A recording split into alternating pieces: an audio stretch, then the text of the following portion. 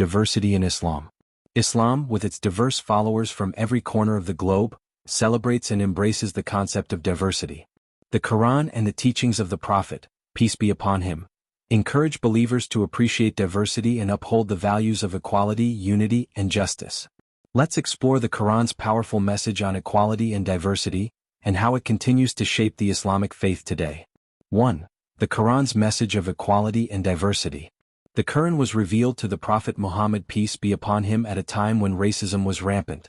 The Arabs considered themselves to be superior to the non-Arabs.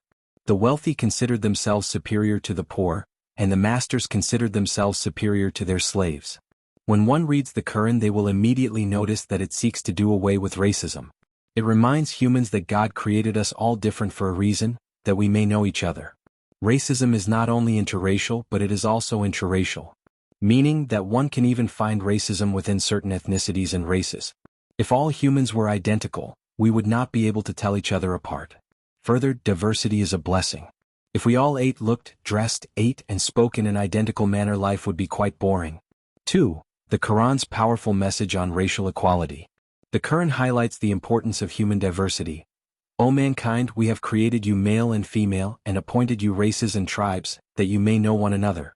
Surely the noblest among you in the sight of God is the most God-fearing of you. God is all-knowing, all-aware. Qur'an 49:13. The Qur'an highlights the importance and necessity of racial diversity, and it is to be celebrated. Racism is indeed superficial because under our very thin layer of skin, we are all the same. We are all made up of the same meat, blood, and bones. When we die, we all end up the same as dust. 3. Promoting equality and unity. The Prophet Muhammad, peace be upon him, reiterated this message in his final sermon. This was his farewell sermon where he addressed the Muslim community at large one last time before the end of his life. He said, "All mankind is from Adam and Eve. An Arab has no superiority over a non-Arab, nor a non-Arab has any superiority over an Arab. Also a white has no superiority over a black, nor a black has any superiority over a white, except by piety and good action. Learn that every Muslim is a brother to every Muslim and that the Muslims constitute one brotherhood. Nothing shall be legitimate to a Muslim which belongs to a fellow Muslim unless it was given freely and willingly. Do not therefore do injustice to yourselves. Remember one day you will meet Allah and answer your deeds. So beware, do not stray from the path of righteousness after I am gone." 4. Rejecting discrimination based on wealth and status. During his lifetime, some of the wealthy Arabs were considering becoming Muslim. However, they said they would only come to learn about Islam under the condition that they have their own sessions which did not have any poor or slaves in attendance. The Prophet, peace be upon him, contemplated this out of desire that they might accept his message. However, Allah revealed a verse which rejected any such conditions and reminded the Prophet, peace be upon him, to stick with those who only seek God, even if they are poor. And keep yourself patient, by being with those who call upon their Lord in the morning and the evening, seeking his countenance.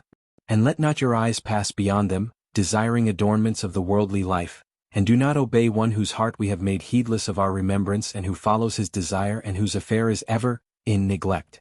And say, the truth is from your Lord, so whoever wills, let him believe, and whoever wills, let him disbelieve. Qur'an 18:28-29. 5. From rituals to beliefs and beyond. These verses show that Islam will not compromise of its teachings of equality among all people. The verses rebuke the idea that there should be a distinction between the wealthy and poor, or the black and the white. Rather, they clearly state that this Islam and equality of all people is the truth from God. Whoever wants to accept it as is free to do so, and whoever wishes to reject it may also do so. However, Islam takes this concept of equality even further.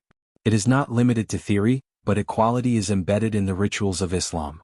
When Muslims perform their 5 daily prayers in congregation, everyone stands together in a straight line, shoulder to shoulder. There is no distinction or special place for anyone to stand based on any kind of status. Pilgrimage is perhaps the greatest ritual which instills the teaching that all humans are equal. Everyone wears 2 pieces of white cloth, and there are millions of people there from all walks of life who are identical before God. They have nothing but 2 pieces of white cloth on them, which reminds them of their humanity. The black and the white are equal. The poor finally feels a sense of equality with the rich, and the servant feels equal to the king. They all stand before God with nothing but their humanity. 6. From prejudice to equality through Islam. This is what changed Malcolm X from calling the white man the devil, to believing that all people are equal. I end with a quote from his letter from Mecca. During the past 11 days here in the Muslim world, I have eaten from the same plate, drunk from the same glass, and slept in the same bed or on the same rug, while praying to the same God, with fellow Muslims whose eyes were the bluest of blue, whose hair was the blondest of blonde, and whose skin was the whitest of white. And in the words and in the actions and the deeds of the white Muslims, I felt the same sincerity that I felt among the black African Muslims of Nigeria, Sudan, and Ghana. We were truly all the same, brothers, because their belief in one God had removed the white from their minds, the white from their behavior, and the white from their attitude. Thank you for watching.